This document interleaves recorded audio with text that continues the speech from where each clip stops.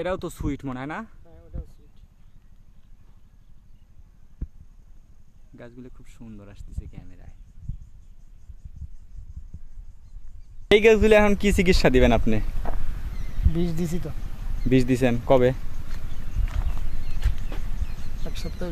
কি কি বীজ দিছিলেন? বীজ দেওয়ার পরেই ঠেকছে। ও সানলেডি। সানলেডি, যতদূর সম্ভব সানলেডি। প্রথম বছর যে চাষ করছিলেন কি পরিমাণ মানে কতটুকু চাষ করছিলেন আর কি পরিমাণ বিক্রি করছিলেন? প্রথম বছরে সবে মাত্র 137 মণ বেচছিলাম। ও, এবার আশা করতেছেন ভালো একটা ফলাফল আসবে তাই তো?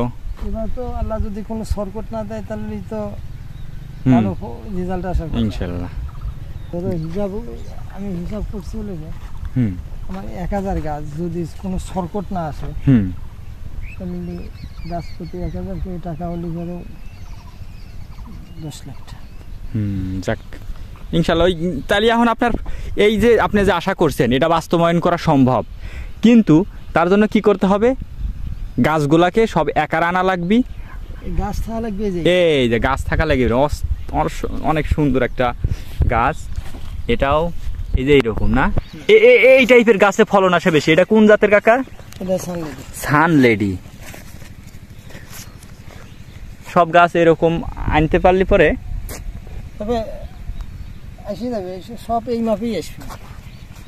3 ডে হয়েছে দেখি। 3 ডে হয়েছে, 3 ডে। এক একটা চারা কিন্তু আপনার এই যে আপনার যেসব হাইব্রিড জাতের নাম বললেন এসব চারার দাম কিন্তু 40 থেকে 45 টাকা করে এক একটা চারা কিনা লাগে, দূর থেকে কিনবে গেলে পারে, বুঝছেন? তা আপনি চারাইছেন, খুব ভালো হয়েছে। আর আগামীবার থেকে আমরা নিজেই চারাবো, চারা বিক্রি করি সারা বাংলাদেশ।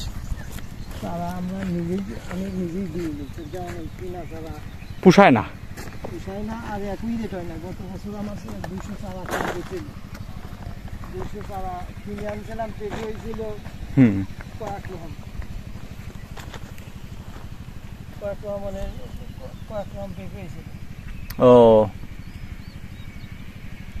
আর নিজে চারা দিয়ে নিছি, যা দিছি তাই তো পাবো আমি।